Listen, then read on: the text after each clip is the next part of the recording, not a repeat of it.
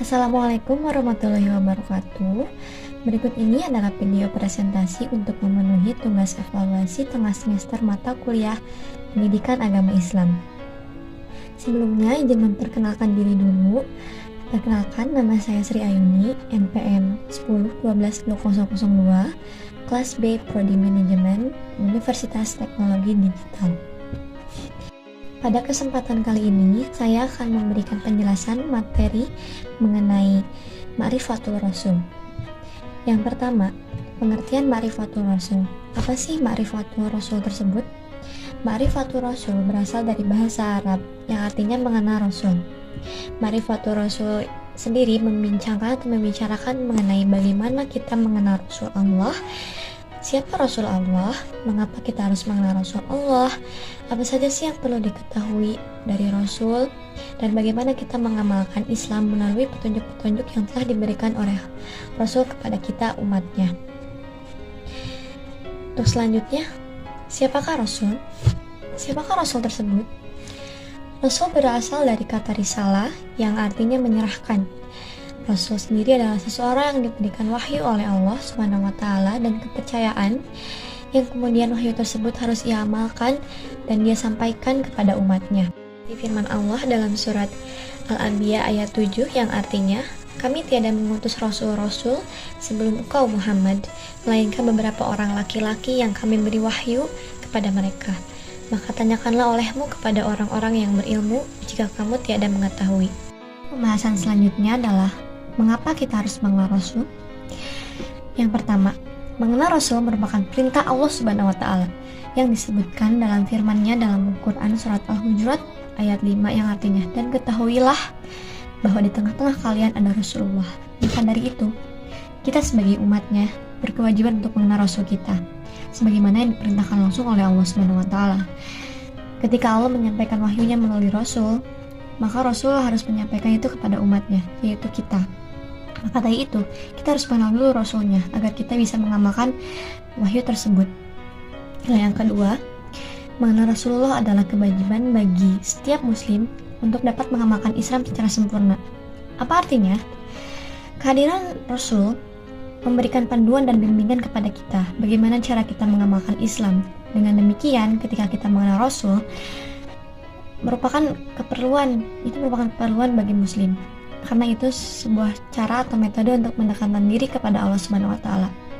Selanjutnya masih membahas mengenai mengapa kita harus mengenal Rasulullah. Kali ini pendapat berasal dari seorang ahli tafsir Suriah yang bernama Abdullah Sirajuddin.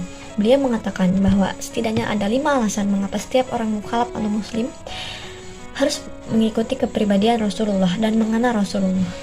Yang pertama, perintah untuk iman kepada Rasulullah. Keimanan kepada Rasulullah membutuhkan pengetahuan seorang hambanya dulu terhadap sosok yang dia imani. Dan rasa-rasanya tidak mungkin seseorang dipercaya oleh manusia sebagai utusan Allah jika ia tidak mengetahui latar belakangnya dan keistimewaan yang Allah berikan kepadanya.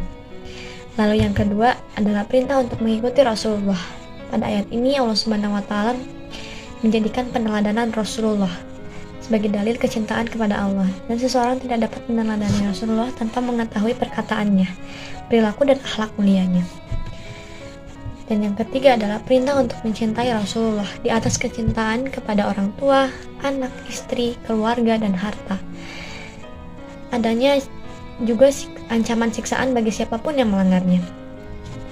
Hal ini ada dalam Quran surat At-Taubah ayat 4. Lalu yang keempat adalah seseorang yang menelaah keagungan sifat-sifat Rasulullah dan kepribadiannya yang mulia, niscaya akan tergambar sosoknya di dalam hati, hingga kemudian terbayang dengan jelas seakan-akan melihatnya. Dan yang terakhir adalah pembacaan riwayat hidup Rasulullah dan mendengarkan sifat-sifatnya dapat menghidupkan hati, membangkitkan jiwa, dan menambah kerinduan bagi para pencintanya. Begitulah 5 hal yang setidaknya menjadi alasan mengapa kita harus mengenal Rasulullah. Dari pembahasan sebelumnya telah kita ketahui bahwa mengetahui Rasul atau mengenal Rasul adalah suatu kewajiban bagi kita umat Islam.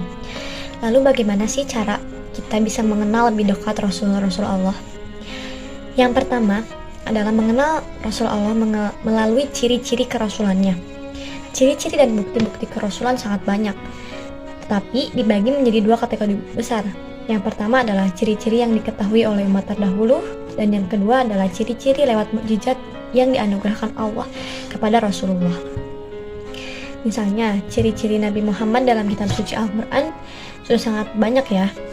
Yang kedua adalah mengenal ciri Rasul dari mukjizat yang diberikan Allah kepada beliau. Mukjizat beliau sangat banyak sebagai Rasul Allah ya, baik yang terlihat nyata, prediksi masa depan, dan mukjizat terbesarnya adalah Al-Quran. Target dari pengenalan ini adalah memperkuat keyakinan bahwa beliau adalah benar utusan Allah. Lalu jalan yang kedua agar kita bisa mengenal Rasulullah adalah mengenal seluruh aspek kehidupan Rasulullah. Hal ini dapat dilakukan dengan mempelajari sirah nabawiyah dan sunnah. Di sana kita akan menemukan tata cara ibadah Nabi, peran kepemimpinan Nabi, Nabi sebagai pedagang, suami, ayah, dan anggota masyarakat. Target dari pengenalan seluruh aspek kehidupan Rasulullah ini diantaranya, yang pertama, agar muncul rasa kagum, cinta, dan hormat kepadanya. Yang kedua, bersedia mencontoh seluruh sisi kehidupan beliau, karena beliau diutus untuk dijadikan teladan. Dan ketiga adalah agar kita mendakwahkan ajaran-ajaran beliau dan memperjuangkan agar tegak di muka bumi. Seperti itulah cara kita bisa mengenal Rasulullah.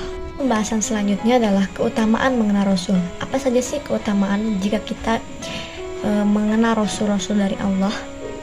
Yang pertama, mengetahui dan mengenal keberadaan Allah SWT sebagai Al-Khaliq, yaitu Sang Pencipta. Dengan kita mengetahui Rasul dan mengetahui juga bahwa Rasul itu adalah utusan dari Allah SWT, maka kita sebagai umatnya harus yakin bahwa Allah SWT itu memang benar adanya, dan sebagai Sang Pencipta kita dan juga seluruh alam semesta ini. Yang kedua, mengetahui tata cara beribadah kepada Allah SWT. Sejatinya kita hidup di dunia ini adalah untuk beribadah kepada Allah. Lalu kita mengetahui tata cara beribadah kepada Allah tersebut melalui wahyu yang diberikannya kepada Rasul, yang kemudian Rasul menyampaikan kembali kepada kita. Lalu yang selanjutnya, dan yang terakhir adalah menjalankan apa yang diperintahkannya dan menjauhi larangannya.